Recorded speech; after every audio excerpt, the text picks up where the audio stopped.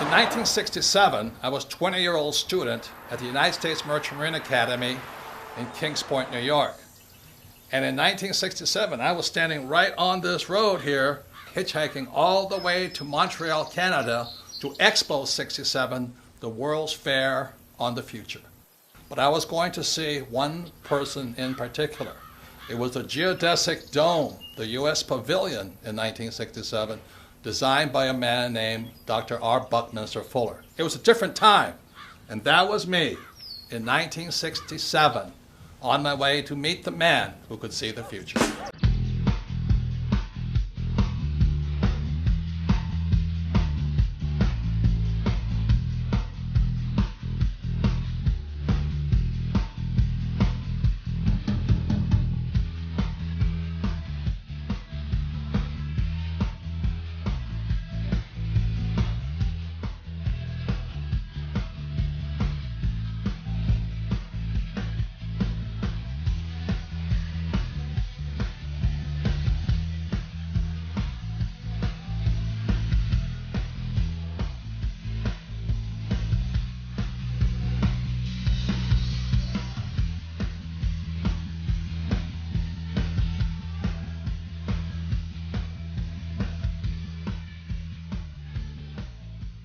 Fuller was a futurist, and he was one of the first persons that systematically defined how you and I can see the future. So that really intrigued me, because if I could see the future, I could see the future of stock markets, bond markets, real estate markets, and all that. And so I had a very small reason to want to be a futurist. It's all about greed to make money. So then in 1981, I had the opportunity to study with Dr. Fuller up in Kirkwood, California, which is near Lake Tahoe. And I spent a week with him up there. And I realized he wasn't looking at the future of the stock market. He was looking at the future of humanity. But the people running our economy, running the world, running our banks, running our politics, have us on a collision course with disaster. So I went, and once I could see the future, I knew I had to make changes.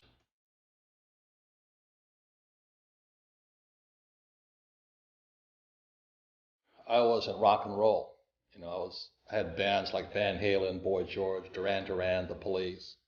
And I was having fun, man. It was sex, drugs, rock and roll. You know, I was in my 30s. I thought it was hot life, great life. Then I met Fuller, and then I changed. You know, there's more to my life than just making money and selling hats, wallets, bags, T-shirts, and, you know, sex, drugs, rock and roll. And so after 1981, I started studying with him more earnestly. I studied his books more, especially his book, Critical Path. I started applying what Fuller's teachings, how to predict the future, to the markets, because that's my interest.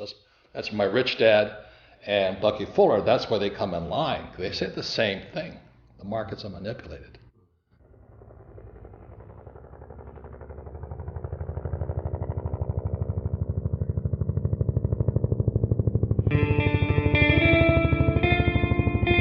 In 1969, I graduated from Kings Point and joined the U.S. Marine Corps and was selected for pilot training in Pensacola, Florida. In 1972, I was flying helicopter gunships in Vietnam. Also in 1972, my rich dad sent me a letter saying that President Nixon took the dollar off the gold standard in 1971. He said, be careful, the world is about to change. So in 1971 was when our wealth began to be stolen.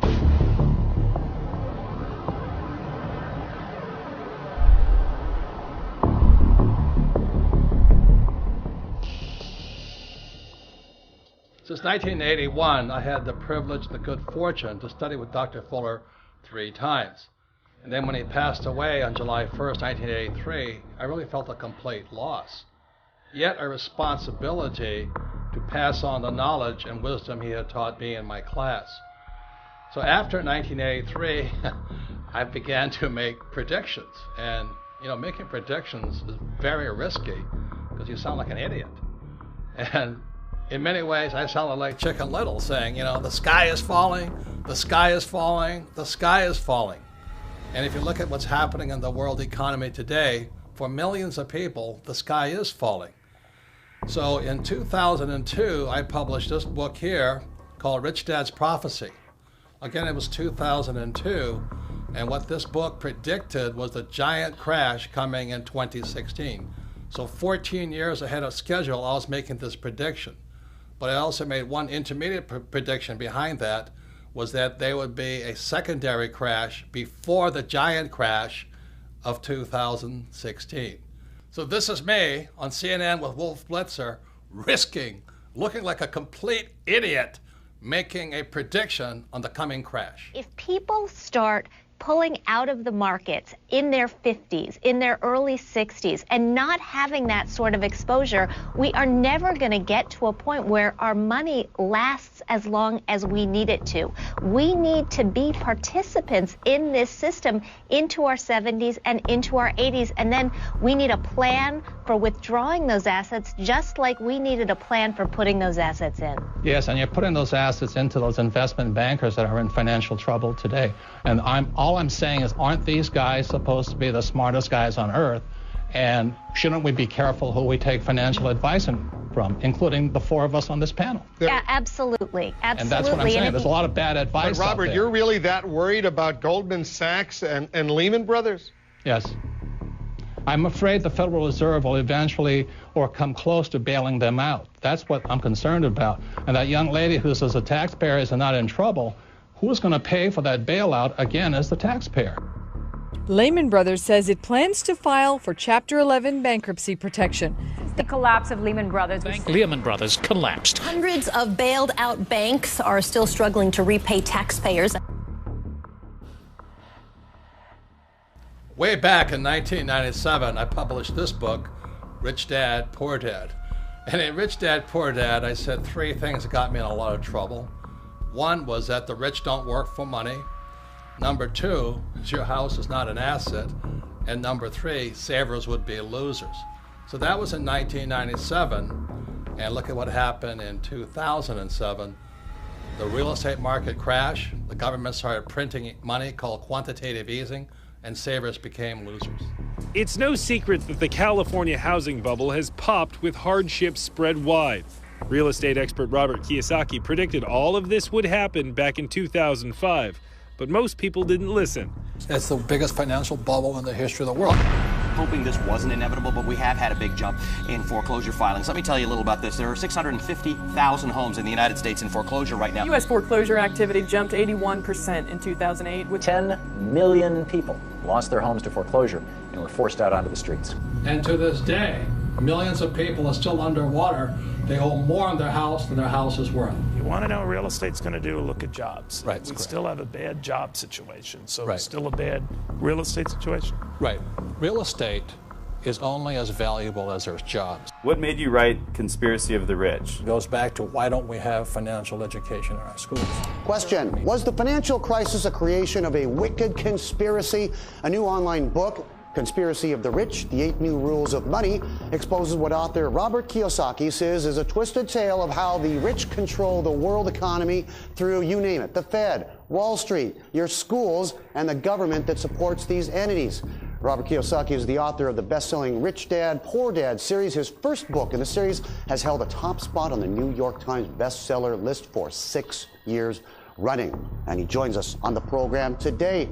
Hello, Robert. What is this conspiracy theory? You mean it's a few people at the top handling all of us like puppets on a string? Say it isn't so. Well, I wish it wasn't so, but I've been a student of this crisis since around 1983, and I could see it coming back in 1983. People that are following the old rules, such as work hard, save money, get out of debt, live below your means, and invest in a well-diversified portfolio of mutual funds, you're getting wiped out.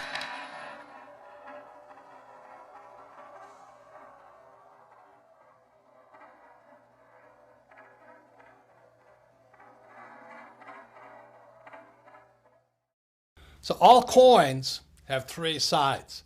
There is no such thing as a one-sided coin. See, all coins have heads on one side and tails on the other side, and the third side is the edge. So in real life, there'll always be people who say you're right, other people who say you're wrong. There's other people who are saying that we should be Republican or you can be a Democrat. See, the intelligent thing to do is stand on the edge. You see, intelligence is found on the edge. The moment you take a side, you say one side is right and the other side is wrong, you become an idiot. And in today's world, we have the battle between the capitalists and the socialists. I say both sides are right, but the most important thing to do is which side is best for you. So stand on the edge, be intelligent, and look at heads and tails. The test of a first-rate intelligence is the ability to hold two opposed ideas in the mind at the same time and still retain the ability to function. F. Scott Fitzgerald. On July 1st, 1983, I was driving down the highway in Honolulu, Hawaii, and it came over the radio, futurist and genius Buckminster Fuller passed away today. And this overwhelming sense of, I had to pull over to the side of the road, all these cars whizzing by, and just cry. I've mentioned the WinStar project, and one of the gentlemen who's involved in the WinStar project is named Buckminster Fuller. He's a very, very dear friend of mine. I consider the genius of our times. And this is a song that I wrote for Bucky that's part of the new album that I'm out in L.A. recording. I suppose that there are those who'll say he had it easy, had it made in fact before. You know, because he was what they call the grandfather of the future. You know, John Denver talked to him. He was our hope, that he was going to bring about a better world. And so when he died, you know, the question goes, well, who's going to replace him? And thank God I always remember what Fuller said. He says, in 1927, when he was a complete screw-up, you know, he lost his businesses and all this stuff, he says, what can I do? I'm just a little guy. So as I'm sitting on the side of the road, you know, just mourning the loss of what I thought was the man who was going to lead us out of this mess we're in, I realized he was not there anymore. Then I had to ask myself, what can I do? I'm just a little guy. What one man can and in '84, I sold my businesses, quit my job, met this beautiful woman named Kim, my friend Blair Singh and I, now Rich Dad Advisors. We all held hands and we took a leap of faith. Went in and said, I don't know what we can do, but we have to do something. And we were broke for years. But we just kept teaching and talking to people what Fuller says and teaching the same things my rich dad taught me of how you never need a paycheck again and how you can find financial freedom versus job security. That's how strong his love for you and me. A friend to all the universe, grandfather of the future, and everything that I would like to be. In 1983, after Fuller passed away, and I read his book, Grunch of Giants, Grunch standing for Gross Universal Cash Heist, I understood what both men were saying. Our wealth is being stolen via our money system. What man can do is change the world and make it new again. Don't you see what one man can do? So the thing I'm upset about is our school system doesn't teach us anything about money and how the ultra-rich are manipulating the system via printing money. They're ripping us off for our money system. So that's why, as I said, there's three sides to a coin. You got to decide which side you're on. You want to be on the poor and middle class side? Knock yourself out. Have a good time. Work hard, pay taxes, and lose money. I want it to be on this side of the coin. The riskier side is the poor and middle class, because the state of the economy today, they're going to keep printing. We cannot survive this thing. The central banks will just keep printing money. And that's good for me because I'm going to make more money, but every time you print money, the poor and middle class get poorer. So that's why I wrote Second Chance. You have to decide where you want to be, you know? I made my decision years ago. I don't want to be on the poor and middle class side. I want to be on the rich side. But I also found the social responsibility to let everybody know the whole picture.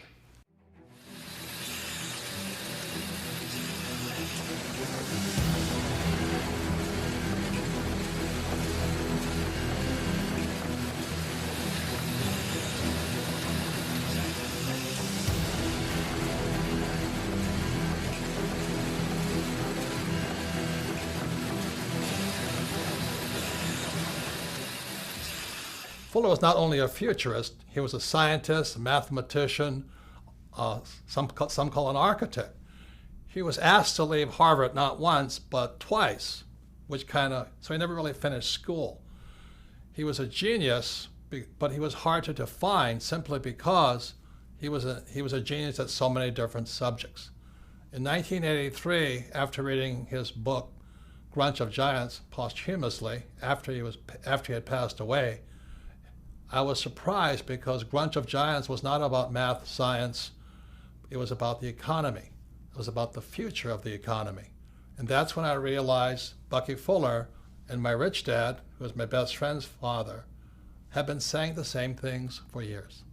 After reading Grunch of Giants, which stands for Gross Universal Cash Heist, how we're being ripped off by the very thing we work for, money, I began doing my own research on what both men had been saying. See, up to then, I was a proverbial C- student. I only studied just to take a test. I only studied what I was told to study. I take the test and forget about it. But after reading Grunch of Giants and hearing what Bucky said about the future and the economy and what my rich dad had been telling me for years, I became a student for the very first time. I went all the way back, not just taking their word for it, but finding out my own answers. I wrote Second Chance because there's a lot of confusion about this global economic crisis. You know, one side of the coin, especially the politicians, say, hey, don't worry, everything's fine, the economy's coming back. On the other side of the coin, there's people who say, we're on the eve of destruction. You know, buy guns, store food, buy gold, and go into hiding. And on one side of the coin, the socialists say, we need more entitlement programs. We need to take care of people. And capitalists say, if we keep giving people money, we're all going to go broke. And today, finally, everybody knows America is deeply in debt. We all know the U.S. is in debt, and this is the chart of the national debt of the United States, somewhere over 17 trillion. And for some people, that's scary, but what's coming up next, to me, is terrifying. Our leaders have shut down the U.S. government and continually threaten to shut down the U.S. government because America is broke. We're out of money. And all this does is scare people and confuse people. People do not know what to do. And so that's why I wrote Second Chance. I wrote Second Chance as simply as possible. You know that principle, KISS? Keep it super simple. So Second Chance is written very, very simply. There's another saying that goes, you know, a picture is worth 1,000 words. So instead of using a lot of economic terms and financial terms that confuse people, I did my best to use the simplest charts possible, charts and graphs, so you can look at it. Just look at the pictures and you come to your own conclusion. Which way is this economy going? Are we going up or are we going to go down? I left it up to you to decide whether things are good or bad. The great thing about Second Chance and all the pictures in it, a 10-year-old child can look at the pictures. If they do nothing else, just look at the pictures and they go, oh my God, is that what's going on? And then you as a family, hopefully one of you has read the book, can discuss further what the charts and graphs mean. The following are examples of some of the charts you'll find in Second Chance. Remember, a picture is worth 1,000 words. So this first graph is a picture of the purchasing power of the US dollar. You know, people say there's inflation. There really isn't inflation. What's really happening is the purchasing power of the dollar is going down. This makes life harder and harder on those who work for money. So in other words, the US dollar is worth less and less and less. The more the government prints money, the more worthless the US dollar becomes. The government says they won the war on poverty. Well, this chart says differently. Because the US is printing money, what you find out is harder and harder for the poor and lower middle class to earn what's called a living wage. In other words, they can't afford to live. They can't afford a house, they can't afford food, they can't afford transportation. And what this chart shows here is the increased use of food stamps. So while our government says poverty is going down, the reality is that use of food stamps is going up. This means the average American cannot afford to live. And add to this, high-income jobs are being outsourced to countries like China and Pakistan and India. So this is another reason For this next chart here, you'll see that the middle class in America is not growing. What this chart shows you is the middle class is shrinking. So to keep up with these global changes, millions, young as well as old, are going back to school for retraining, hoping to find that high-paying job. Unfortunately, these two charts tell a different story. The first chart here is you see the rising cost of a college education. And as you know, millions of people leave school, both young and old, saddled for a lifetime with student loan debt, the worst possible debt of all. Student loan debt is worse than a mortgage, credit card debt, or a car loan. Simply said, student loan debt is debt for life. That is inhumane. How dare we saddle our students with debt for the rest of their lives? It's criminal. So education is more important than ever before, but look at what happens to college graduates. Instead of their wages going up, this chart shows you that their wages are actually coming down. And even worse than all that, you graduate and you learn nothing about money. I mean, the question is, why would you go to school to make less money, come out of school deeply in debt, and learn nothing about money? Doesn't make sense to me. And this chart really concerns me. This is the chart on Social Security. If you look at this chart, you notice just around 2012, the Social Security Trust Fund goes bankrupt. It starts operating in the red. Simultaneously, in 2012, 10,000 baby boomers turn 65 every single day, just as the fund goes broke. How are we going to pay for this? You know, what's going to happen to these old guys? What's going to happen to my generation, the baby boomers? Will the baby boomers, the most affluent generation in history, soon become the baby busters? I'm concerned about my own generation. Worst of all, how are we going to pay for these old guys like me? You know, Medicare goes up, expenses go up. You know, life doesn't get cheaper when you get old. You know, it is estimated that Social Security, Medicare, and other entitlement programs is an off-balance sheet debt of $100 trillion to $250 trillion. Most people do not know how big that debt is. How are we going to pay for this? Print more money? Who is going to pay for this? You? Your kids? Your kids' grandkids? Who is going to pay for this?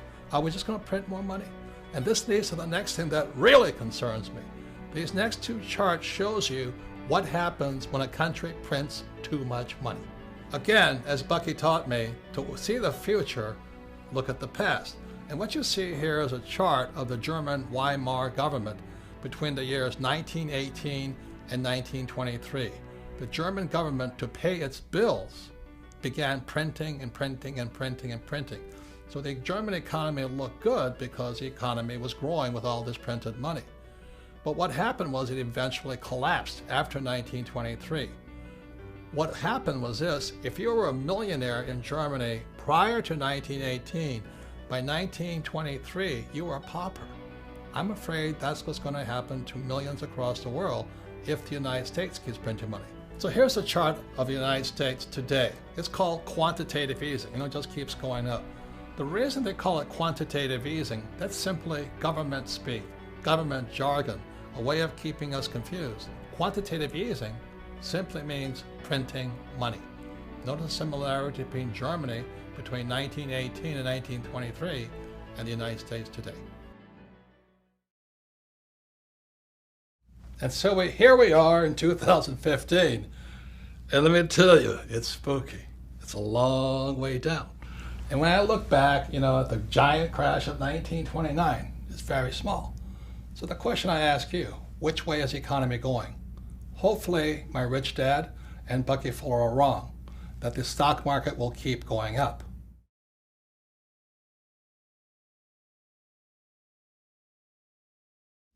Looking for a savior, the German people elected Adolf Hitler Chancellor of all Germany in 1933.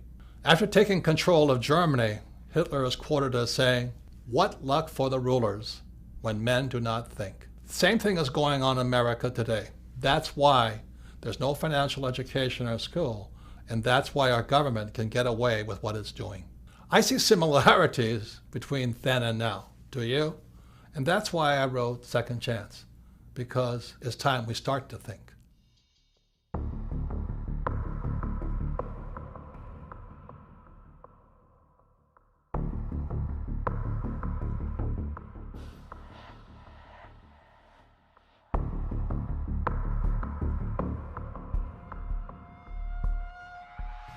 As I said in part one, in 1971, President Nixon took the dollar off the gold standard, and the dollar became debt, and the U.S. could now print money.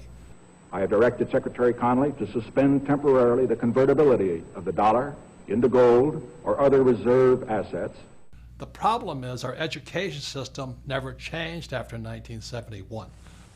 You see what low grade you made on your weekly mathematics test? More than half of you failed. Most of those who passed just got by. Nobody had 100%.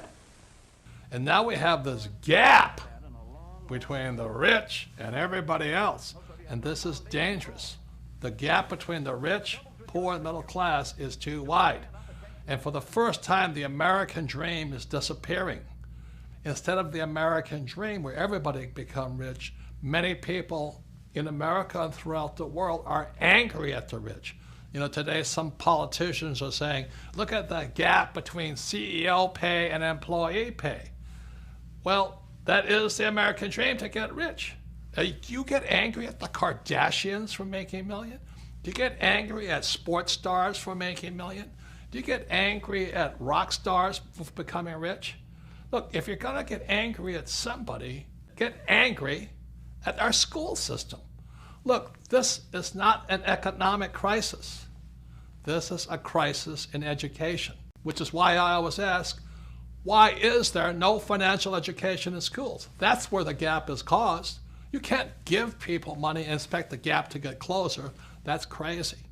So this next section, you will find out from me, if I ran the schools, this is what financial education would look like. So now we're in part 3 of Second Chance, and part 3 is about what is financial education. Because you see, education also comes in 3 sides. On one side, you have traditional education, and on the other side, you have financial education. And our job is to stand on the edge and figure out what's best for you and me. I mean, what are you going to do about the financial crisis? Are you going back to traditional education, or is your second chance found in financial education? So traditional education is like my poor dad's education, which is go to school, you get a job and become an employee, you save money, you work hard, you get out of debt, you buy a house, and you invest for the long term in the stock market. And that's traditional education. And on the financial education side, which is my rich dad side, it's opposite. And that's what makes it hard for most people, because it's opposite. On rich dad's side, it's become an entrepreneur, somebody who hires employees. You understand debt, because debt makes the rich richer. You have to understand taxes, because taxes make the rich richer. And also you must understand markets. Yes, you must be able to make money when markets are going up and markets are going down. See, my concern is if there is this large crash coming, if markets come down, it's going to wipe out these guys on the traditional education side. So the question for you is, which side is best for you? For your second chance, is your second chance going to be found going back to school, traditional school, and getting a high-paying job, or being on the financial education side and learning to have money work for you? Which is best for you? So actually, financial education can be pretty easy. My financial education began when I was just 9 years old. It was when my rich dad, who was my best friend's father, he would teach his son and I about money playing the game of Monopoly. And we all know the great formula for Monopoly. It's 4 greenhouses, 1 red hotel. So I would play, rich dad, his son and me, we would play Monopoly all day long, and then I'd go home. The difference was my rich dad was kind of talking to us, teaching us to think like rich people. He was like a teacher, a coach, and a mentor as we played Monopoly. And then I'd go home to my poor dad, and he'd say, "What you been doing all day?" You know, I'd say, "Well, I've been playing Monopoly." "Ah! What a waste of time. Go and do your homework. Because if you don't do your homework, you won't get good grades, and you won't get a good job." So that's where my financial education began. See, my poor dad's a great man. He graduated from the University of Hawaii in less than 2 years. He went on to Stanford, University of Chicago, and Northwestern, ultimately getting a PhD and becoming the head of education for the state of Hawaii. So he was academically smart, but he had no financial education. On my rich dad's side, my rich dad never finished school, but he understood how to play the game of Monopoly. So he taught his son and me, starting at age 9, and we played that game probably 1,000 times over the years. We played it until I was in my 30s with Rich Dad. And today, what I do, and my wife does, is we play Monopoly in real life. So this is my question to you. For your second chance, is it time for you to start playing Monopoly in real life?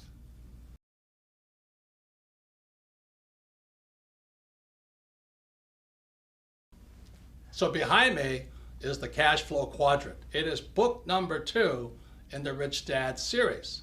And the Cash Flow Quadrant is a very important book. And again, you're going to find out things are opposite. See, on one side of the quadrant, you have E and you have S. This is my poor dad side. E stands for employee. S stands for self-employed, small business, specialty, a specialist, or a star, like a movie star or golf pro. So we have E's and S's on one side, and on my rich dad side, you have B's, which stands for big business. These are the guys like Henry Ford, Mark Zuckerberg, Steve Jobs, Bill Gates. And I stands for investor, but just not any investor. This stands for professional investor. See, most people who invest on the E and the S side, they invest in 401ks, they invest in IRAs and Roth IRAs. These guys are passive investors. When we talk about investor, we're talking about proactive, professional investors. So on this side is my poor dad side, E's and S's, and on this side are B's and I's, and this is my rich dad. So when I was a young man, I had to decide which side was best for me, E or S, B or I.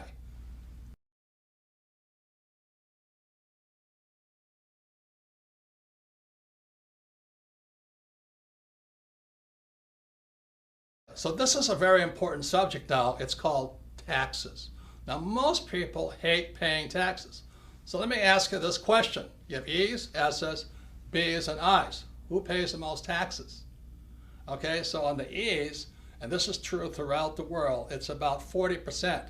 So if you're an employee, a major part of your paycheck goes to pay taxes, and that's how your wealth is being stolen.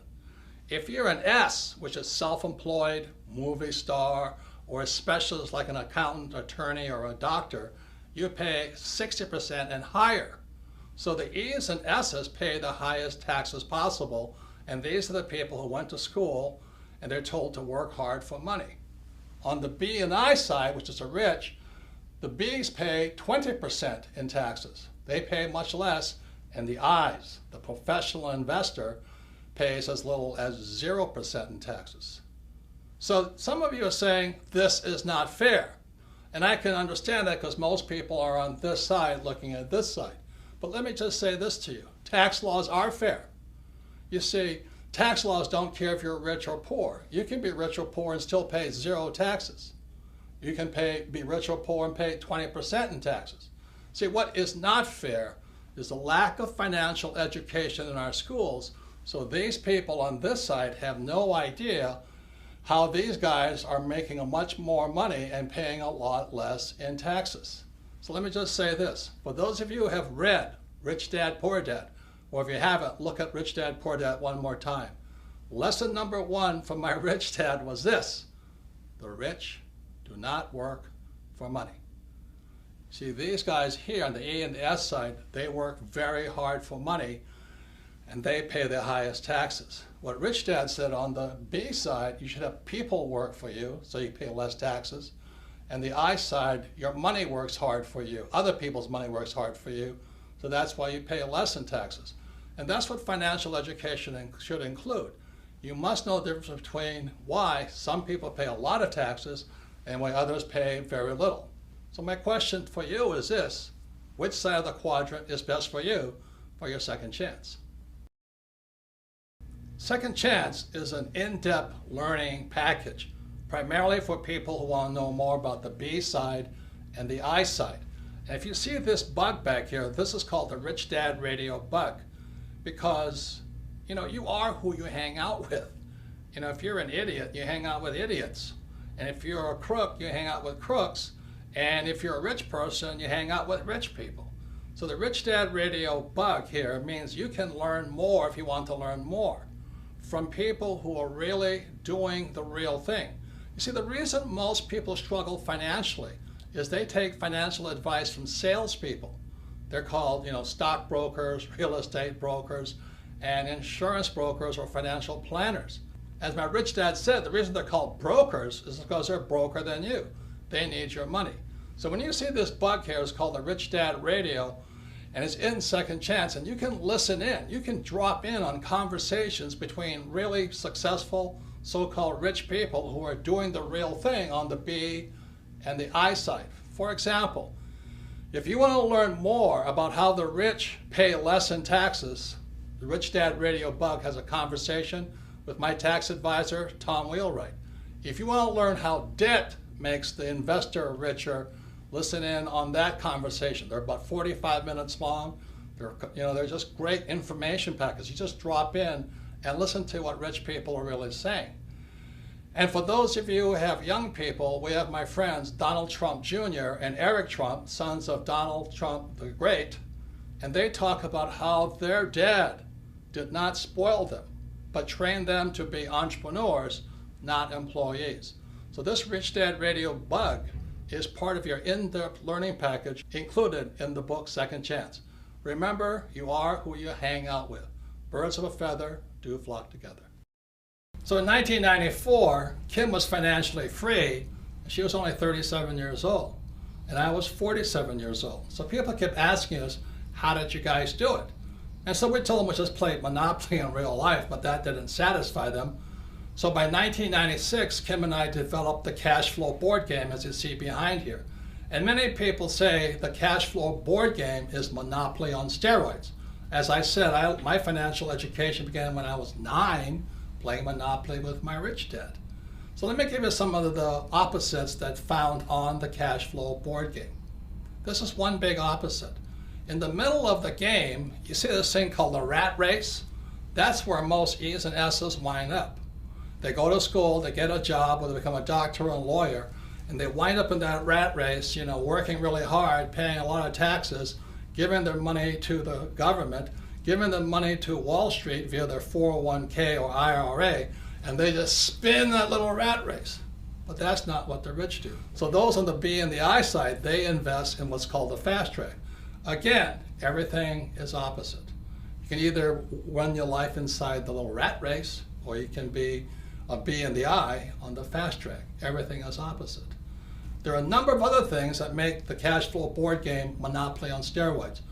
One big reason is cash flow is the only game that encourages you to use debt to become rich. Now I know some of you are going, oh, I'm so afraid of debt. And you should be, because you have to learn how to use it. Debt is dangerous if not well used.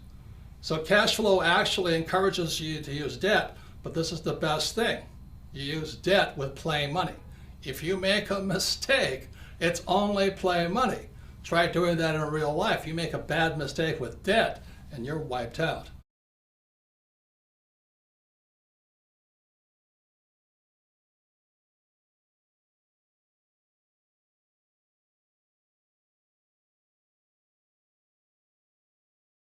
This is the most important part of the cash flow game. The cash flow game, again, Monopoly on steroids, is the only game that teaches you to use a financial statement.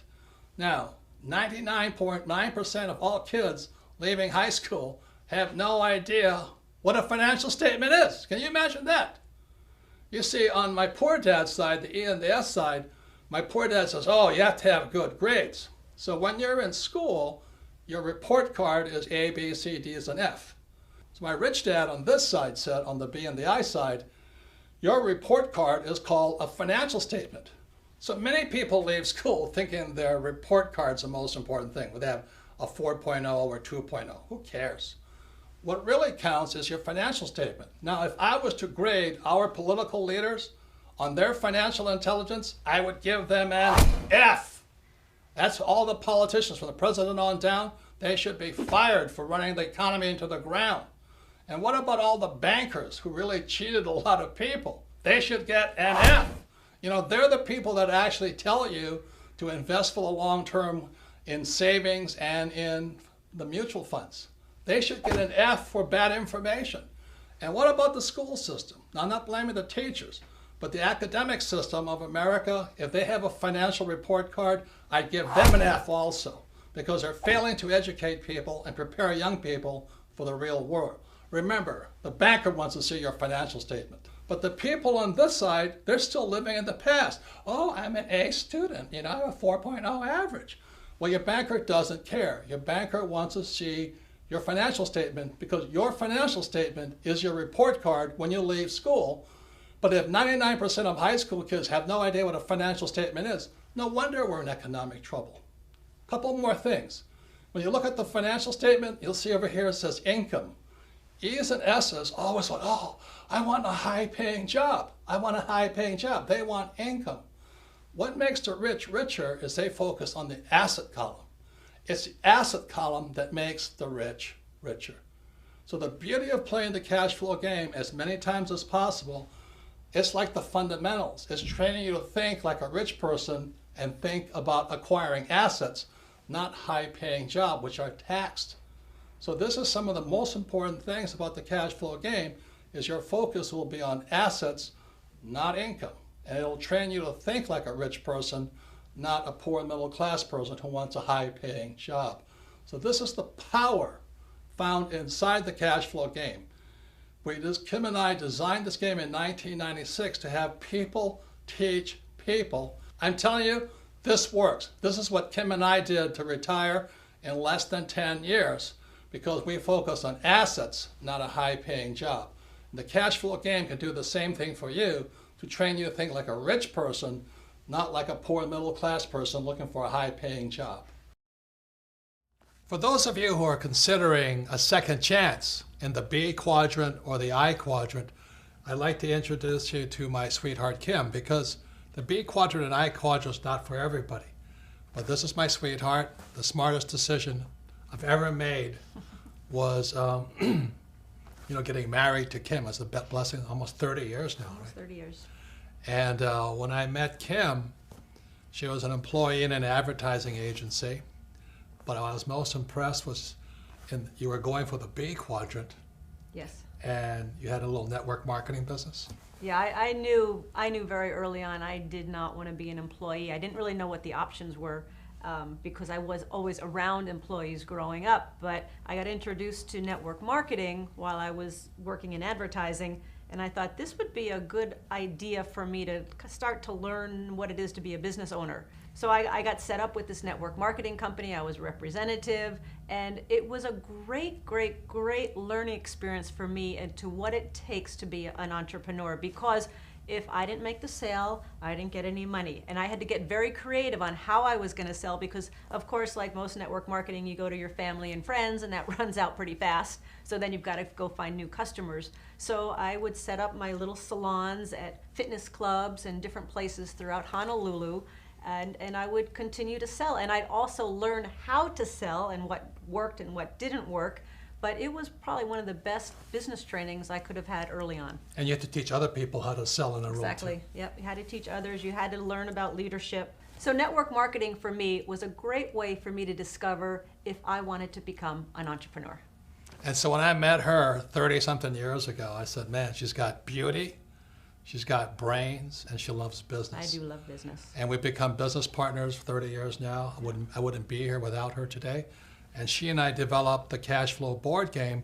For those of you who want to find out if you want to be a professional investor versus a passive investor, if you're tired of 401ks and IRAs and Roths and all that other stuff, that's what we developed the cash flow game for. Yes, and so we developed the cash flow board game basically to teach people what it was Robert and I did to become financially free. Yes, so we recommend network marketing if you want to move into the B quadrant, and for those interested in becoming professional investors, check out the cash flow board game. So I actually have a business degree, a college degree in business, but I have to say, getting into network marketing, I learned more about what it takes to be an entrepreneur than I ever learned in my 4 years of college. So once again, education is more important than before, but as you can see, there's different types of education. There's traditional education on one side and financial education on the other side. Well, the same is true with learning. There's more than one side. And back in 1969, educational psychologist Dr. Edward Dale, again in 1969, created this thing here called the cone of learning. And on the cone of learning, you'll find out there's more than one way to learn. When we look at the bottom of the cone here, what you'll find, there's two ways of learning. There's reading and then listening to words or listening to lecture. This is my poor dad's way of learning. To me, as a kid, it was boring, boring, boring. At the other end of the cone of learning, you'll find the best way to learn is to do the real thing, but just below that is a thing called simulation. Simulation is another word for games or practice or simulating doing the real thing. So at the top of the cone was the way my rich dad taught me. At the bottom of the cone is where traditional education or my poor dad tried to teach me. So what Edgar Dale, again, Dr. Dale in 1969, educational psychologist, found out that reading, you retain the least, less than 10%. And then when you listen to lecture, it's about 20%. So that's why in school, so much of the time is I would attend class and listen to a lecture and forget everything. So once again, it's more than two ways to learn. At the bottom, these are the A students. And a lot of times at the top, these are the C students or D students. How many of you have met people who are really smart in school, but they can't do the real thing? And that's one of the problems I had with traditional education. They give you all the answers, but these people aren't that bright. They don't know what to do. They can't do much. They're afraid of making mistakes. So that's the bottom of the learning curve that Dr. Edgar Dale found out, and the top. Now you move up to the next level. The next level is looking at pictures. And one of the reasons I did Second Chance in so many pictures is to improve your retention, to improve your learning, and that's up to about 30%. Now moving above that is you watch a movie. And this video, this movie called The Man Who Could Predict the Future is, again, we did it just to increase your retention, so you remember more and forget less. So moving up the cone of learning, you have this thing called participating in a discussion. And that's really high up there. And the reason we have Rich Dad Radio, the bug, so you can go inside Second Chance, is you can participate by dropping in and listening to discussions from real people who are doing what they talk about, who know what they're talking about. And up at 90% is a thing called simulation. And that's where games come from. The reason I learned so much from my rich dad was because my rich dad used a game of Monopoly. 4 greenhouses, 1 red hotel. I retained a lot. I learned a lot. And then rich dad would coach me and talk to me and educate me about how to do the real thing. So that I hear many people say, oh, it's so risky. What you do is so risky. Oftentimes, those are the people who are like my poor dad. They did well in school, a lot of times A students, many times accountants and attorneys and doctors, but they've only learned how to learn from reading and from lecture. And when it comes up to this level here, which is practice in the simulation, playing the game, and then doing the real thing, then they say it's risky. And it is risky if you've been taught not to simulate, not to practice. You see, the way we as humans are designed to learn is by making mistakes. For example, a baby learns to walk by standing up, falling down, standing up, falling down.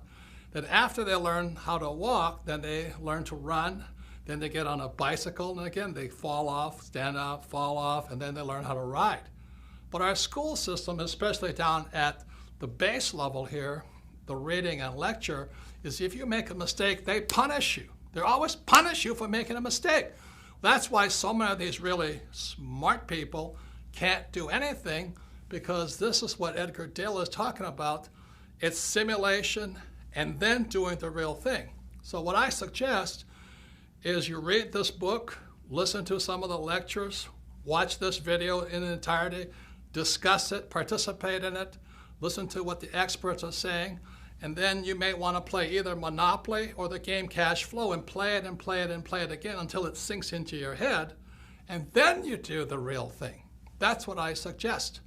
But if you're afraid of making mistakes, which is what these people like my poor dad are, what if I make a mistake? If I make a mistake, I'm stupid, I'm stupid. Well, that's what's wrong with the school system. That's what's wrong with traditional education. They punish you for making mistakes. Now you look at it this way, I love flight school. I love learning to be a pilot and getting ready to go to Vietnam. The reason I like flight school in Pensacola, Florida and Camp Pendleton, California was because we simulated in preparation to doing the real thing. So this is what flight school looked like. We go to school in the morning, we'd listen to real instructors lecture us, then we'd fly in the afternoon. So study in the morning, fly in the afternoon, and then we did the real thing in Vietnam. Now, one of the things we practiced was crashing. It seems strange to people, but we as Marine pilots practice crashing, practice emergency, crashing, emergency, emergency, emergency. So when the real thing happened when I was in Vietnam, I went down 3 times, and this is what a picture of a helicopter gunship looks like going into the water. When it happened, it was frightening, but we knew what to do. We were not killed because the Marine Corps and Navy flight school teaches us to practice, practice, practice, crashing, crashing, crashing. And that's what you'll learn in Monopoly or the cash flow game by listening to our coaches or listening to the radio show or listening to real instructors who are doing the real thing. Then you're ready to do the real thing. So is investing risky? Is starting your own business risky? Yes. But what is worse is by just knowing the answers and reading books and not knowing how to do the real thing. So the purpose of Rich Dad was we want you to simulate, practice, and learn. You know, today I'm reading constantly, and I'm going to classes constantly, and I'm also practicing, making my mistakes, learning from my mistakes, and doing the real thing.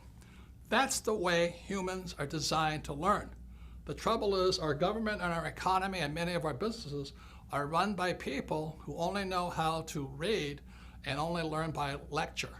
And that's why we're in severe financial trouble today. So once again, education has more than one side.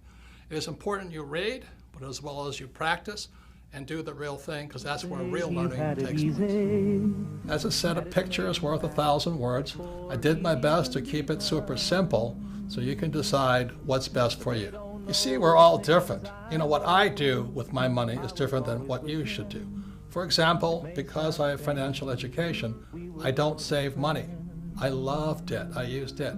I understand the tax law, and I don't invest for the long term in a 401k in the stock market. I won't do that, but it might be the best move for you. So again, when you read Second Chance, you can sit there and look at it and go, well, what's next for me? Since most people have no financial education in our schools, most people have to wait to be told what to do. Second Chance gives you the opportunity to decide what's best for you. What one man can do. So in 1983, after Dr. Fuller passed away, I had to ask myself, you know, what can I do? I'm just a little guy. But then I realized what I could do is teach the world what my rich dad taught me. So my question to you is, what can you do? Don't you see what one man can do? As shaded as his eyes might be, that's how bright his mind is. That's how strong his love for you and me. A friend who as we all know, 2016 will soon be upon us. We have about 1.5 years to find out if Rich Dad's prophecy and Bucky Fuller's predictions will come true. Let's hope they were wrong. Yet as you all know, if you saw in part 1, on CNN with Wolf Blitzer and Bloomberg and other TV stations, I did get it right. As predicted in Rich Dad's prophecy, there would be a preliminary crash prior to the giant crash of 2016. And that preliminary crash came in October 2007 when the Dow hit 14,000 and headed down and led to the crash and economic crisis we are in today. The crash of 2007 was a warning. It was meaning, get prepared. Unfortunately, Grunch is not making any changes, but the good news is you can. So that's why I wrote Second Chance. There are things that you can do to not be a victim of the coming giant crash, whether it comes in 2016 or a few years later. But it is coming. See, crashes can be good because crashes, like a coin, has three sides. You know, you can stand on the edge and look and say, well, which side of this crash do I want to be on? You know, on one side, the crash will wipe out millions of people, just as the crash of 2007 did. On the other side, you can look at what the smart people are doing, is you can say, oh my God, this is my chance to make tremendous headway. I can get rich instead of get wiped out like everybody else. So again, a crash has three sides. Your job is to decide which side do you want to be on. You want to be on the side that gets wiped out, or you want to be on the side that makes fortunes because of it? See, the good news is, after 2007, many companies and many individuals started making changes. They said, look, we got to do something different. So those people, when the next crash comes, again, be it 2016 or a few years later, they'll be stronger, better, more prepared to do very well when that crash comes. So the good news is, in a crash, you can get richer much, much faster.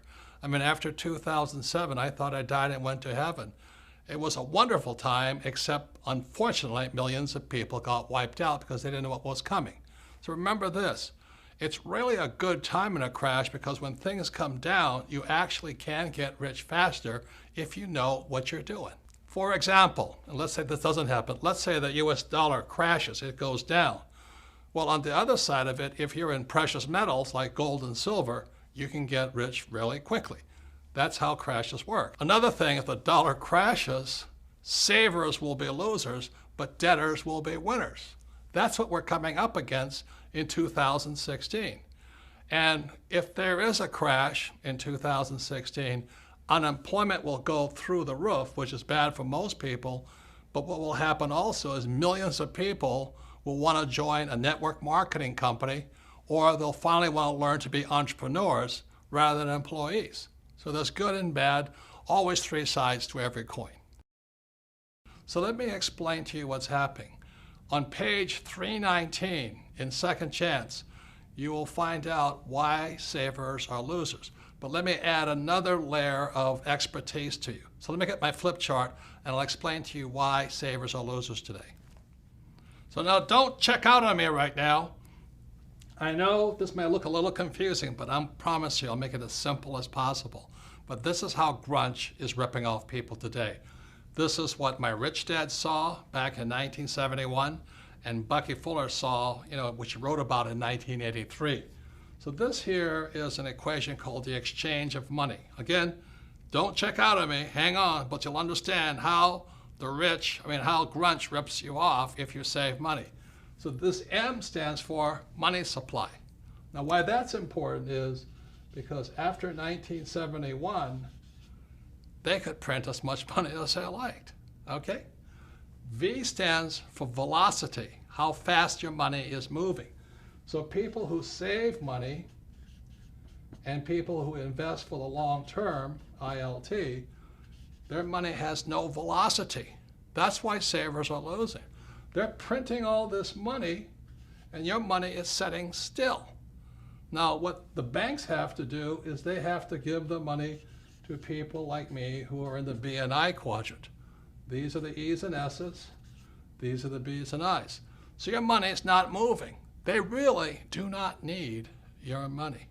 What they need are people like me to borrow money, because the only way the bank makes money is they give money to me, I borrow it, and I pay them a little bit of interest. So this is amount of money, money supply, this is velocity of money, and after 1971 they didn't need your money. Now this equation is really important here. It's P times Q, sometimes called price and quantity. In other words, they call this nominal GDP. The reason Fuller and my rich dad could say you're getting ripped off is because this now in America is moving to China, Pakistan, India, Africa, Mexico. In other words, our production is being moved overseas. You remember when I was a kid, Ford Motor Company had human beings, making cars. Today, they're robots making cars. They don't need you. And where are those robots made? Those robots are not made in America. They're made in China, Pakistan, India, Mexico, which is good for those countries. God bless them. But unfortunately, every time you want more money, P stands for price, the big corporations like Nike, like Apple, like General Electric, they just move the jobs offshore. So that's what's really wiping out people today, is that you want more money, they're going to move offshore. And that's what's really killing people today. So if you don't understand this, don't worry. Part of it is inside Second Chance. But this is the equation. After 1971, they don't need your money anymore. That's why they don't pay any money for your savings. They don't need it. But they do need people like me who can use debt.